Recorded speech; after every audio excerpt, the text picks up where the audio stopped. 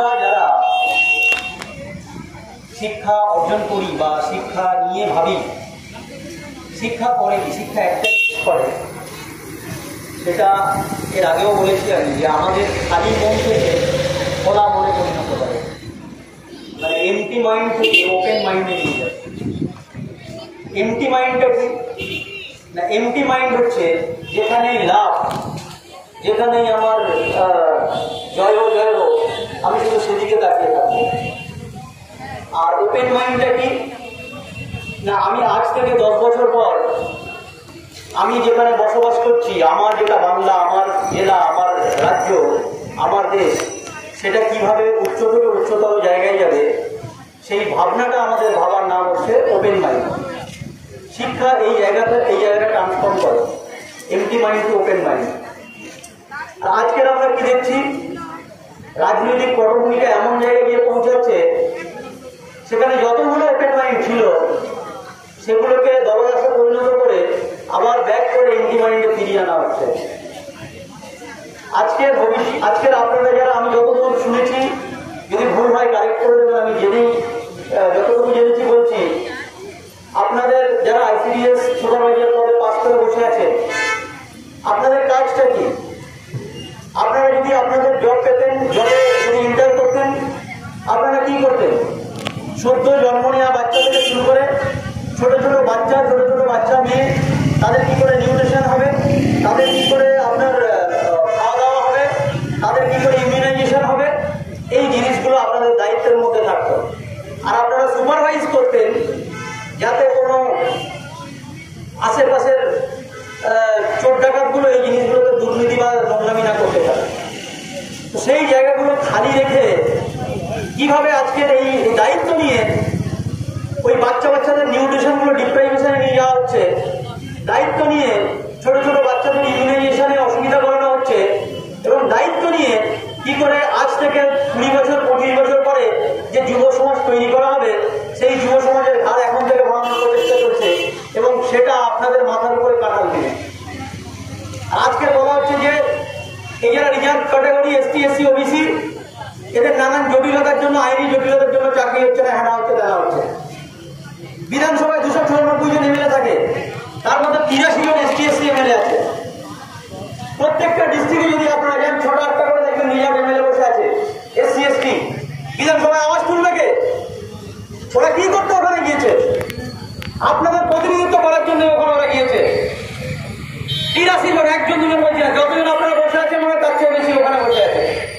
আর ওই নির্বাচনী গাড়ি নিয়ে যাচ্ছে আসছে। কে কার প্রতিনিধিত্ব করবে? কে কার কথা ওখানে গিয়ে বলবে? আজকে শিক্ষিত সমাজকে এভাবে কোমর ভেঙে দেওয়া হচ্ছে নানান আইনি জটিলতায়। আইন তো আজকে তৈরি হয়নি, আইন 70-75 বছর আগে তৈরি হয়েছে। প্রত্যেকটা ক্ষেত্রে আইনি জটিলতা ছিল, কিন্তু প্রত্যেকটা আইনি জটিলতা আইন কিসের জন্য হয়েছিল? মানুষের অধিকার, মানুষের যে নিরাপত্তার দায়িত্ব, মানুষের যে কর্মের দায়িত্ব, মানুষের যে শিক্ষার যোগ্যতা, সেটাকে আপনার প্রতিস্থাপন করার জন্য আইনগুলো এসেছিল। আর আজকে চক্রান্ত করে আইনি জটিলতার মাধ্যমে যারা শিক্ষিত, যারা পড়াশোনা করে, যারা পাস করে আছে, তাদেরকে ক্যাটাগরাইজেশন করে আটকে দেওয়া হচ্ছে। এটা এক ধরনের ব্যর্থতার জায়গা।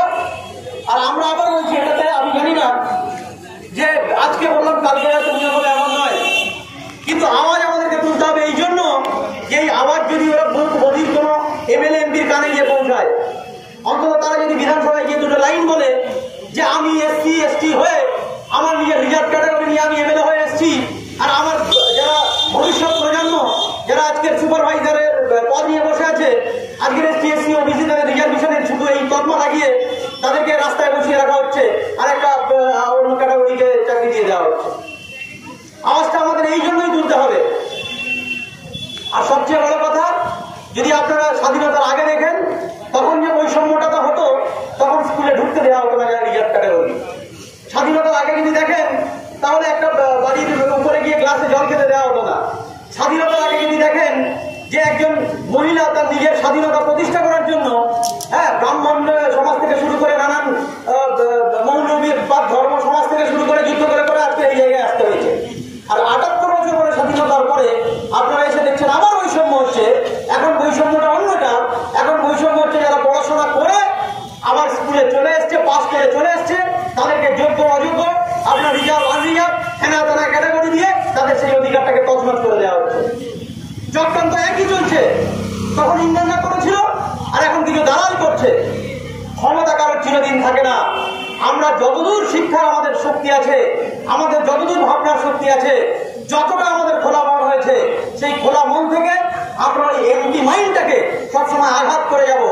আজকে যদি এই শিক্ষা করার পরে মানুষ যদি তার যথাযথ যোগ্যতা না পায়, তাহলে আজকের এই কলেজ স্ট্রিট, আজকের এই বই দোকান, আজকের এই বইয়ের সম্মান, এগুলো সব 10 বছর পরে মাটিতে মিশে যাবে। এই যুদ্ধটা কারণ একার নয়। বারবার যখন যেখানে যুদ্ধ হয়, কেন দৌড়ে দৌড়ে আসি, কেন আসতে হয়, সবাইকে চিনি না, কেন আসতে হয়? কারণ মনে হয়েছে যে এই যুদ্ধটা আপনার যতটা, এই যুদ্ধটা ততটা আমার। কারণ আমার যেদিন বাচ্চার ম্যালনিউট্রিশন হবে, আমার বাচ্চার যেদিন ইমিউনাইজেশন হবে না, একজন রিক্সাওয়ালা বন্ধুর বাচ্চার যখন ম্যালনিউট্রিশন হবে, রিক্সাওয়ালা বন্ধুর যখন ইমিউনাইজেশন হবে না, তখন তাদের কিন্তু মনে পড়বে যে হ্যাঁ, অমুক সময়ে 2025 সালে এই যদি এরকম আপনাদের 3000 মহিলা যারা পাস করে বসেছিল, তারা যদি থাকতো অথবা হাতে কেয়ার করে ইমিউনাইজেশনটা খাইয়ে দিত, হাতে কেয়ার করে তাদের ইমিউনাইজেশনটা করে দিত। আমাদের এই অধিকার কেউ কখনো দিয়ে দেয়নি, কখনো কোনো অধিকার কেউ দেয়নি। আজকে যে ভোটের রাজনীতি করে করে অধিকার থেকে মানুষকে বঞ্চিত করা হচ্ছে, সেই ভোটের অধিকার পেতেও মহিলাদেরকে যুদ্ধ করতে হয়েছিল, কয়েক বছর ধরে যুদ্ধ করতে হয়েছিল যে আমরা ভোট দিতে পারি, আমাদের অধিকার আছে। তাই আজকে শুধু পাস করে আপনারা বসে আছেন তাই নয়, আপনাদের যে শিক্ষা